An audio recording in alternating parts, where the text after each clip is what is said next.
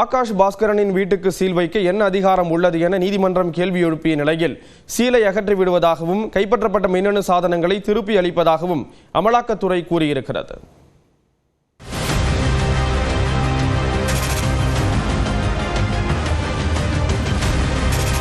டாஸ்மாகில் 1000 கோடி ரூபாய் முறைகேடு நடந்ததாக எழுந்த புகார் தொடர்பாக அமலாக்கத்துறை விசாரணை நடத்தி வருகிறது. இந்த முறைகேட்டில் திரைப்பட தயாரிப்பாளர் ஆகாஷ் பாஸ்கரன் உள்ளிட்டோருக்கு தொடர்பு இருப்பதாக அமலாக்கத்துறை தரப்பில் கூறப்பட்டது. இது தொடர்பாக ஆகாஷ் பாஸ்கரன், தொழிலதிபர் விக்ரம் ரவீந்திரன் ஆகியோரின் வீடுகள், அலுவலகங்களில் அமலாக்கத்துறையினர் சோதனை நடத்தி சீல் வைத்தனர். பல்வேறு பொருட்களையும் பறிமுதல் செய்தனர்.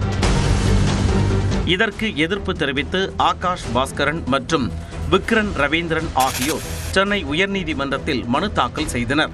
இந்த மனுவை விசாரித்த நீதிபதிகள் MS ரமேஷ், V லட்சுமி நாராயணன் அமர்வு டாஸ்மாக் முறைகேடு விவகாரத்தில் மனுதாரர்களுக்கு தொடர்பு இருப்பதற்கான ஆவணங்களை தாக்கல் செய்ய அமலாக்கத்துறைக்கு உத்தரவிட்டனர்.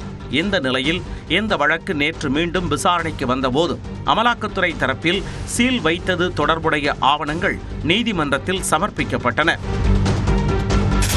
சட்டவிரோதமாக பணப்பரிமாற்றம் நடந்துள்ளதாக நம்புவதற்கு உரிய காரணங்கள் இருந்தாலும், சந்தேகிப்பதற்கு காரணங்கள் இருந்தாலும் சம்பந்தப்பட்ட இடங்களில் சோதனை நடத்தலாம் என அமலாக்கத்துறை தரப்பில் தெரிவிக்கப்பட்டது.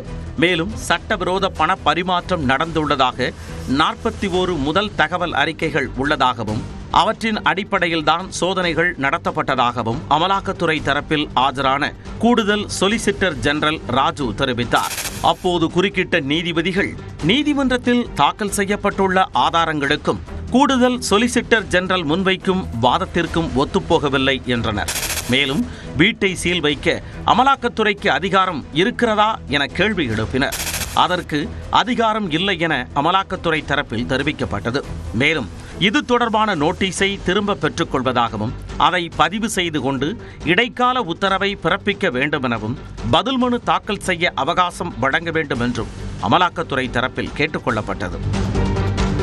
டாஸ்மாக் முறைகேடு தொடர்பான வழக்கு உச்சநீதிமன்றத்தில் நிலுவையில் உள்ள நிலையில் அதன் முடிவுக்கு நீதிமன்றம் காத்திருக்கலாம் எனவும் அமலாக்கத்துறை சிறப்பு வழக்கறிஞர் தெரிவித்தார். உச்சநீதிமன்ற முடிவுக்கு காத்திருக்காமல் மற்றவர்கள் மீது சோதனை நடத்த அமலாக்கத்துறை சென்றது ஏன் என நீதிமன்றம் கேள்வி எழுப்பியது. இதையடுத்து மனுதாரர்கள் வீட்டில் கைப்பற்றப்பட்ட லேப்டாப் உள்ளிட்ட மின்னணு சாதனங்களை திருப்பி ஒப்படைக்க தயார் என அமலாக்கத்துறை தரப்பில் தெரிவிக்கப்பட்டது. மேலும் அவர்கள் வீடுகளில் ஒட்டப்பட்ட நோட்டீஸை திரும்ப பெறுவதாகவும் தெரிவிக்கப்பட்டது.